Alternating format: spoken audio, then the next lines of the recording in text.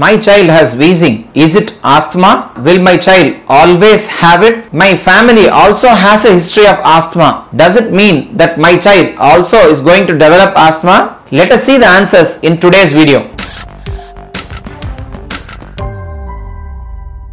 Hi friends, this is Dr. Karamat, pediatrician, and this channel is Scientific Doctor. A big thanks for all the subscribers. If you haven't still subscribed, this channel will show videos on medical science, myths and facts, and other simple health topics. If you want to see such videos, consider subscribing. Also press the bell icon for instant notifications on new videos. Today we are going to see what is wheeze, why does it happen, is it similar to asthma, will it persist throughout life, how can we prevent it? Let's dive into today's video. Wheeze is just a musical or a whistling sound that is produced when air passes through a narrowed air passages or a partially blocked air passages. Think about this, when the same amount of air or oxygen has to reach your lungs through a narrowed or a partially blocked air passage, it passes through with a greater force. It creates a noise that is called wheeze. Why is the airways here narrowed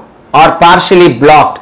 It can happen due to three reasons. Swelling of the tissues of the air passages, or the air passages can get constricted due to the muscles, small muscles inside the air passages becoming contracted, or you can have hypersecretion of mucus. In reality, all these three things happen together to cause wheeze in children. Is wheeze similar to asthma? The answer is yes and no. We must understand majority of children who have wheeze under 5 years of age may not go on to develop asthma, which will persist in life. By the age of 6 to 8 years, they become better and probably never wheeze later in life. That's why children who have wheeze under 5 years of age are not labeled as asthmatics. But we must also understand wheeze and asthma almost share a similar mechanism, similar etiological factors and similar treatment modalities.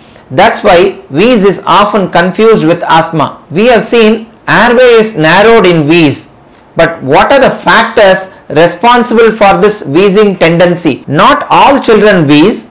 So why do some children have wheeze than others? For wheeze, there is a strong genetic component like many other diseases. That is, if your parents, grandparents or any other family members have a history of asthma or allergy, the children are also at increased risk of wheeze. But beyond genetics, there are also environmental determinants. Early exposure to some of the infections, viruses and bacteria can also make them predisposed to wheeze. Also, a child who was born preterm, their lungs are immature, they also have a tendency to develop wheeze than the other kids who are born normal term. Having seen what is the reason for wheeze, what triggers wheeze, we must understand wheeze is not present throughout. It is triggered by factors. What are these factors? The first and foremost trigger in children especially are viral infections, like the infections causing common cold and other respiratory tract infections. In other children who don't wheeze, they have common cold, running nose, sneezing, nasal block, sore throat, but they get better in the usual time. The children who have wheeze basically react more. Their airways are hyper responsive, so they react more and their airways or air passages become narrow. They secrete more mucus and thereby producing wheeze. The second most common trigger are the environmental triggers like air pollutants, smoke, cigarette smoking. Equally, indoor home allergens can also contribute to wheeze, like dust mite, cockroaches, or even your strong smells like from agarbattis or perfumes or deodorants. Some children may also be triggered by physical exercise, while some others may also be triggered by cold, dry air. That's why some children wheeze only seasonally. As we already said, majority of children outgrow wheeze. Then who are the children at risk of progressing on to asthma in later life? You can't predict 100% for sure, but you may have certain factors. If you have a family history of asthma, or if you have other allergies As wheeze is an allergic condition, if you have allergy of the skin or atopic eczema or allergy of the nose or allergic rhinitis, these children are more prone to get wheeze than others. If the wheezing episodes are severe in intensity, then also these children are more prone to asthma in later life. So what are the symptoms in these children? Now universally, every child has cough. The nature of cough, whether it is dry or associated with phlegm, doesn't matter because both can happen in wheeze. Also, the commonest trigger, which is common cold, may have its own symptoms like runny nose, nose block, sneezing or sore throat. So presence of these symptoms does not exclude wheeze. Other symptoms as the child gets older are chest tightness or shortness of breath. When they have severe cough and wheeze, they may also have chest indrawing. What do we mean by that? So with each breath, the lower portion of chest may go in with each breath. So how do you diagnose wheeze? The diagnosis of wheeze by physicians is purely clinical, meaning no special tests are required for the diagnosis of wheeze. But sometime to rule out other conditions which may mimic like wheeze, they may do tests like X-rays or even other blood tests. How do you manage wheeze? The management of wheeze can be considered in 4 aspects. The first is assessment. The episode of wheeze should be assessed for its severity as well as the frequency of episodes also should be assessed to classify and decide on the management. Second thing is education. Educate the child as well as the parents regarding the nature of wheeze, how it can be prevented and how it should be managed first at home. Third is avoidance of triggers. As I already said, triggers like common cold can be avoided by personal hygiene and hand washing. Indoor home allergens can be totally avoided, like you have to eliminate cockroaches. Probably if some children are allergic to pets, they should avoid pets. Smoking should be strictly prohibited. Some children who wheeze at a particular place, like for example they may be allergic to some pollen from a plant there, should avoid those places. I already said exercise can be a trigger for wheeze. Does that mean all children with wheeze should not exercise? No. Doctors are very clear regarding this. You can avoid all other triggers,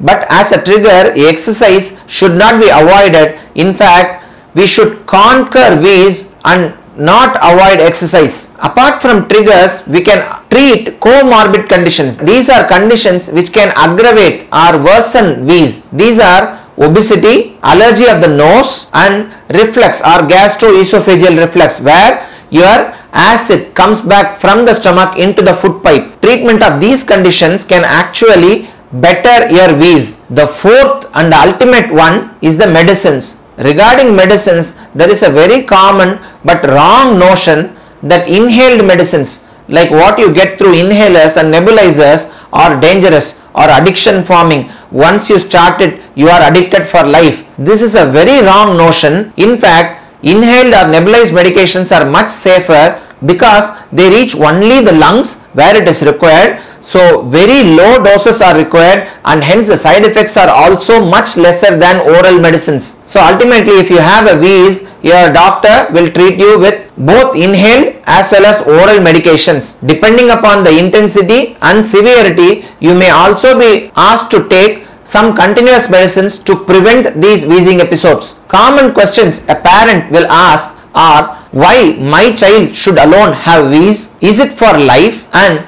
how to avoid this wheezing? The first thing is we must understand wheezing is a response of allergy. Allergy is like a trait what you have, your height, your color of your hair, color of your eyes. So it can't be changed. So it is not a result of what you have done. So you need not worry about why it has come only to your child. How to avoid wheeze altogether? No, genetics can't be changed, but environmental triggers can be avoided, and breastfeeding compared to formula feeding protects against wheeze. So all children, all newborns, all infants must be fed only mother's milk. This can avoid to a degree the development of wheeze in later life. And once a child wheezes, it is not always equal to asthma. It doesn't persist in life, as I already told. Friends, this was a short video on wheezing in children. You may have many more doubts. If you have doubts, kindly put it in the comment section. I will respond to it there itself. Otherwise, if you have too many doubts, we will address them in a subsequent video. If you like this video, kindly share among your friends and relatives so that the benefit of this may reach all. To view such videos, subscribe to this channel Scientific Doctor. Till the next video on Wednesday, thanks for watching.